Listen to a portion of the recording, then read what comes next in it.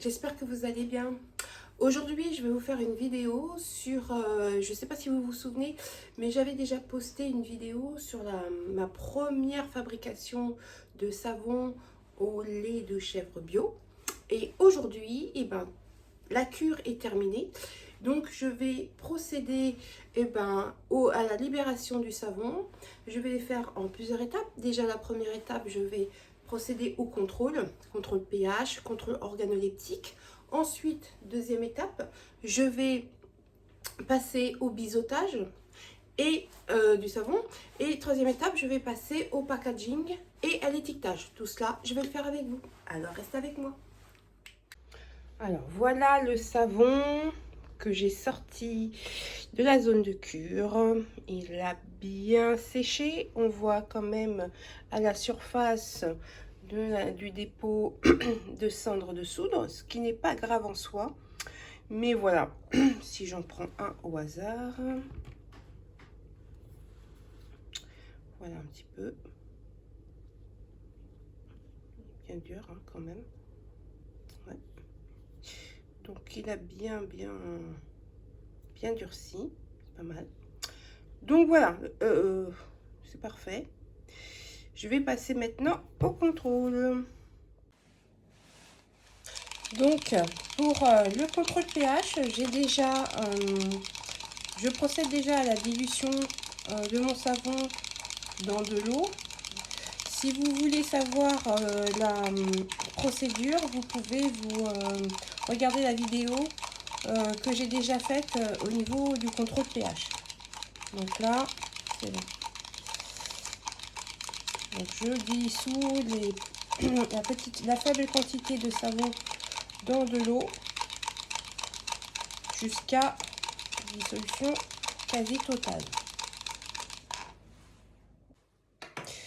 Alors, pour mesurer le pH, j'utilise un pH-mètre électronique parce que lorsque l'on travaille en savonnerie professionnelle, il faut avoir un résultat fixe.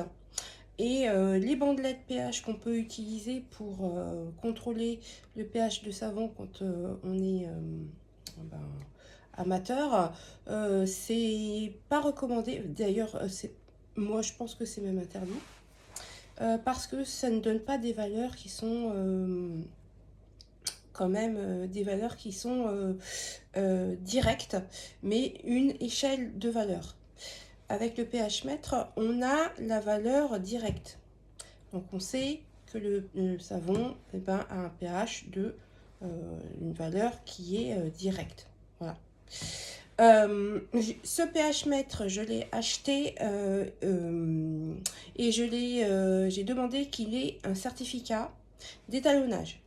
Pourquoi? Parce que les pH mètres que l'on vend sur d'autres sites, bon, je ne dis pas qu'ils ne marchent pas, hein, mais ils sont directement sortis d'usine. Donc, ils n'ont pas été étalonnés. Et donc, du coup, ça peut également générer, même si je fais des contrôles d'étalon pH, une légère différence de la mesure. Donc, la mesure doit être précise et un pH mètre qui n'a pas de certificat d'étalonnage, ça fait partie un petit peu de la métrologie. C'est de la métrologie, hein, d'avoir des mesures d'un appareil, de le faire homologuer, certifié comme la balance ici qui est homologuée. Donc je sais que le pH a été, on a fait des mesures avant que je l'achète et j'ai un certificat qui le prouve. Également pour mes mesures étalons, les solutions étalons que je vais prendre pour étalonner mon pH mètre ont un certificat d'étalonnage. Donc là, je peux travailler en toute garantie que la valeur du pH que je vais sortir de ma solution que j'ai diluée sera directe et sera la vraie valeur que j'aurai. Voilà, on y va. Donc voilà, je procède au pH de mon savon, savon lait de chèvre. Pour le moment, il indique 10,5, ce qui est pas mal pour un pH de savon à froid. Sachant que la fourchette varie entre 9 et 11,5 si je ne dis pas de bêtises. mais 10,5 c'est très bien. Et je pense que c'est tout pour le pH. Alors, donc, ensuite, je répertorie, enfin, je note tout sur une fiche de contrôle qualité produit sur les critères physiques. Ça, il y a le pH et le contrôle organoleptique sur la feuille. Donc ça, normalement, j'avais fait une vidéo dessus pour vous montrer un petit peu tout ce qui est à noter pour contrôler le savon en soi. Donc voilà, donc je vais écrire tous les critères physiques et puis après on va passer à l'étape numéro 2. Alors, j'avais oublié de parler du poids, parce qu'en fait, c'est important aussi que les tranches, les barres de savon soient conformes au poids que j'ai exigé pour l'étiquetage, c'est-à-dire 100 grammes. Donc, je vais contrôler toutes les barres pour savoir si elles répondent à mes critères et je vous montre ça. Donc, alors, toc. Allez. Allume-toi. Alors, tap, tap, tap. Ah, bah celui-là, oui. Celui-là, 112, parfait. Alors, donc là, je vais les mettre là. 108.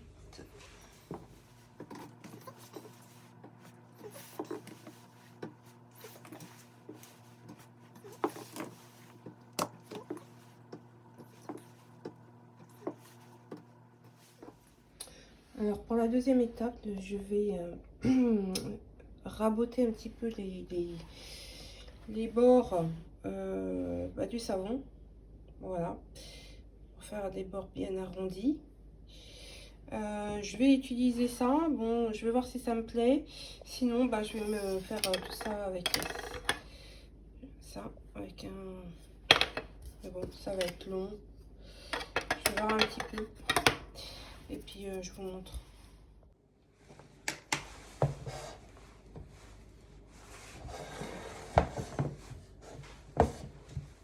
Alors, je vais essayer de voir un peu si ça me plaît. Alors, toc.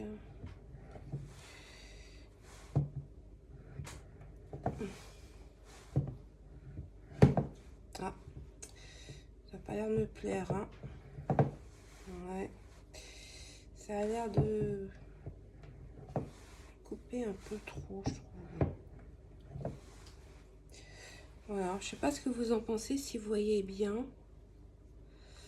Voilà. Je sais pas. Je vais essayer maintenant avec l'autre. On va voir ce que ça donne. Donc il va falloir que je me mette un petit bol là. Voilà. Toc.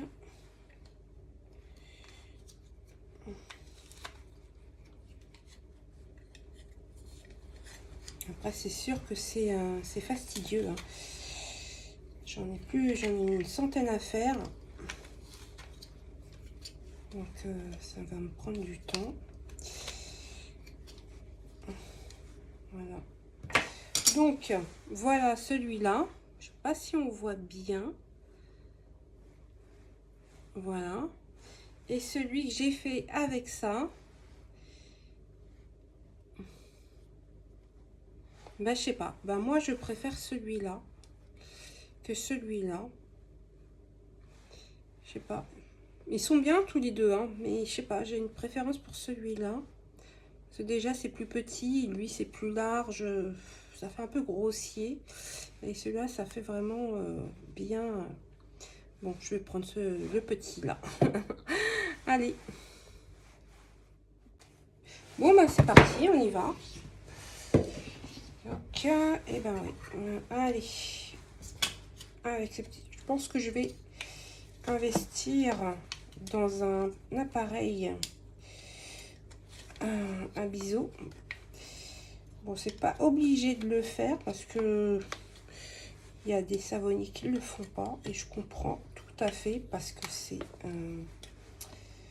fastidieux, c'est long, mais en tout cas ça donne un bon rendu quand même. Et franchement, j'aime bien. Là, j'en ai pour au moins une grosse bonne demi-heure à faire ça. Donc, je vais peut-être pas vous mettre ça pendant une demi-heure. Je vais couper la vidéo. Comme ça, je vous donnerai le rendu final. Donc, à tout de suite. Allez. Donc, voilà tout ce que j'ai récupéré de copeaux de savon sur la totalité. Donc, voilà. Ça m'a pris presque une heure pour faire le biseautage de tous les savons. Voilà. Donc ça, je trouve que ça donne bien. Mais c'est très long. Alors, nous arrivons maintenant à la troisième partie. C'est la partie packaging.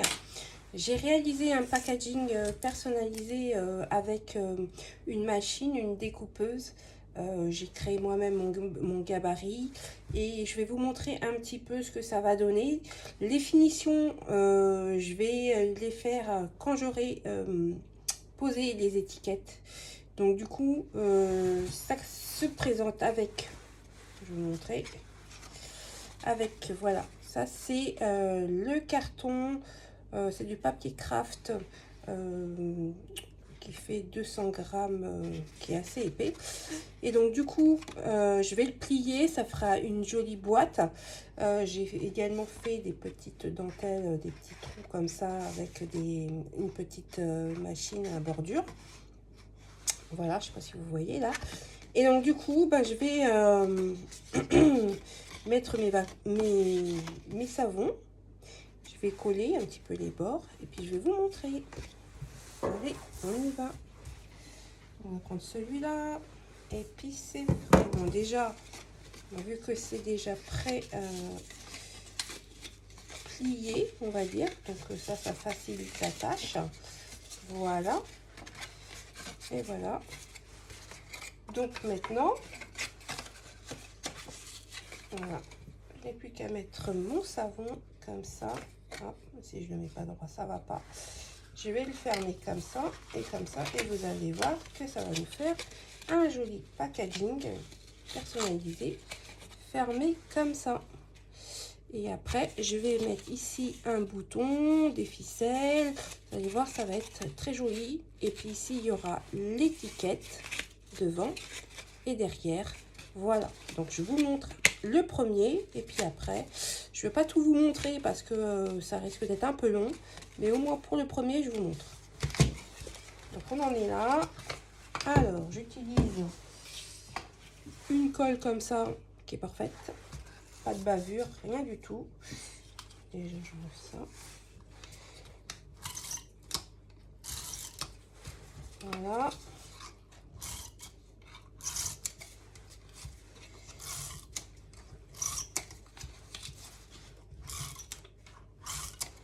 Je vais en mettre aussi ici parce que des fois ça a tendance à se décoller.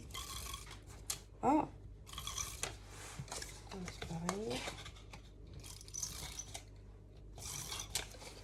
Voilà, donc là mon savon je le mets carrément ici au centre. Je ferme.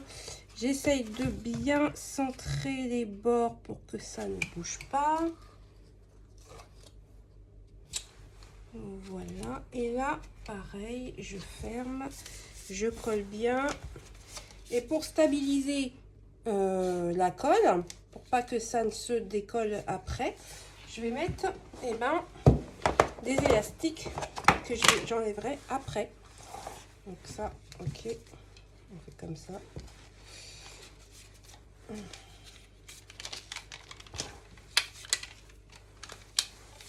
Voilà, pour juste bien que les bords ne se décollent pas.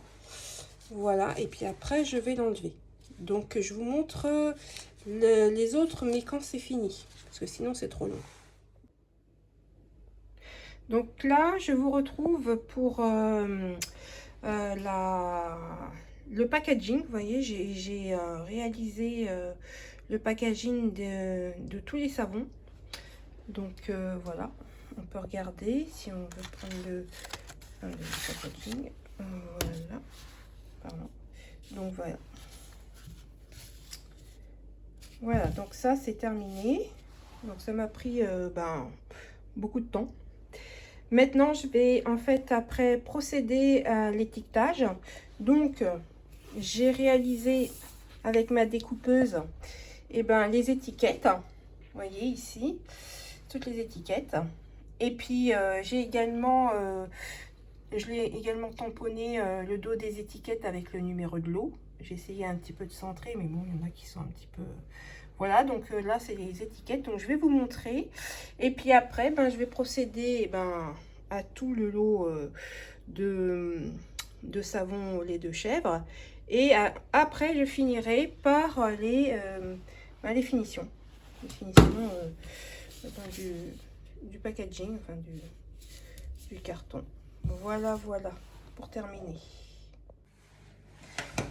Donc on y va. Allez, on procède. Alors je vais vous montrer pour les premières étiquettes que j'ai fait. Donc c'est pas évident parce que là je crois que j'ai pas mis la bonne profondeur de lame pour la découpe. Donc je suis obligée de les décoller avec mes ongles, mais c'est pas évident. Donc voilà. Normalement j'ai fait des petits repères sur les boîtes pour les centrer, si j'arrive à les retrouver, ces repères. Et voilà, je crois que c'est comme ça. Voilà, il y a un petit bout de toc. Voilà, bon, si c'est pas très centré, c'est pas grave en soi, hein. Voilà, ça donne ça. Puis derrière pour les ingrédients, c'est la même chose. Ça, j'ai des petits repères qui sont là. C'est pas évident à voir, hein.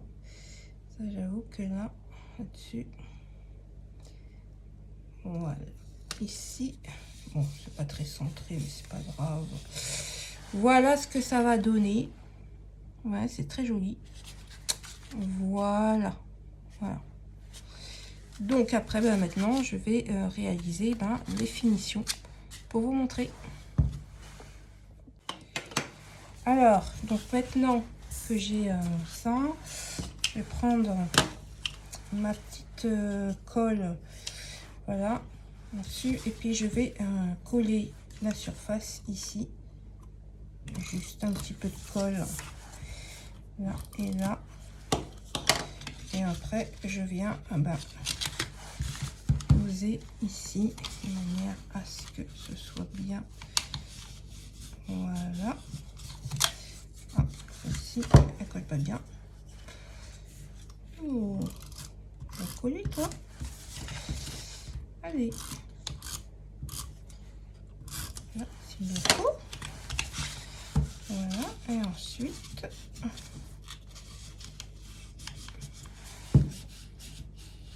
voilà. De toute façon, faut pas non plus que ce soit trop collé, parce que quand on va le décoller, de toute façon, faut que ça se décolle facilement. Voilà, comme ça. Et puis maintenant, je vais procéder à la suite. Voilà. Je crois que je vais changer de colle, hein. Bon, voilà, je reviens. Donc là, donc on a bien vu ici, ici. Maintenant, je vais passer au design, comme je disais. Donc, ce que je vais faire, c'est que je vais poser un petit bouton juste pour faire joli.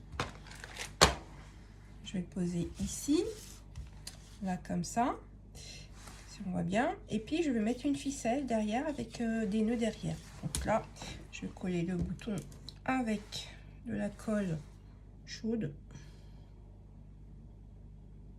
Voilà, ça fait des fils.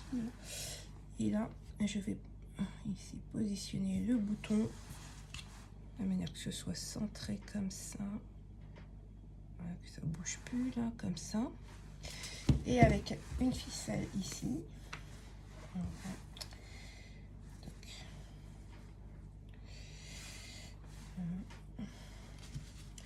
Deux trous ici. Donc là, je passe ici. On va couper le bout parce qu'il m'a l'air bien. Et hop, hop, là, je passe ici dans le trou. Si j'arrive.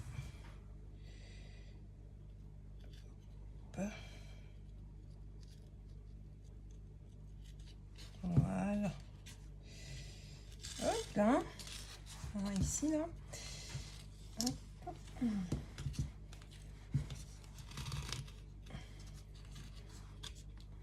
Et à partir de là, je vais faire en sorte que ce soit bien serré pour pas que ça bouge.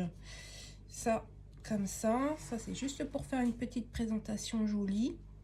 Et puis voilà. Et ensuite, je vais faire les nœuds derrière.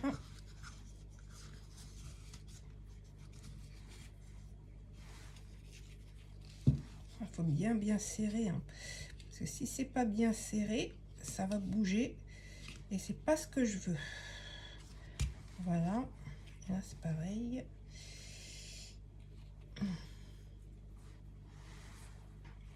Je sais pas si on voit bien là. Ouais. Là, je fais les nœuds ici, là. Et là, ici, après, ici, il faut bien que ce soit serré. Sinon, ça risque de bouger. Si ça bouge, c'est chiant. Donc là.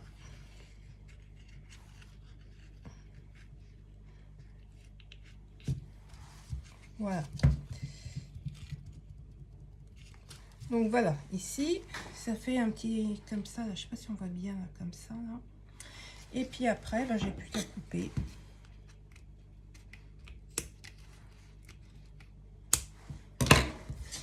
Et voilà, et donc là, voilà, une petite présentation comme ça ben, de la boîte avec l'étiquette. Et puis derrière également. Et puis voilà, donc je trouve que ça fait sympa, donc voilà.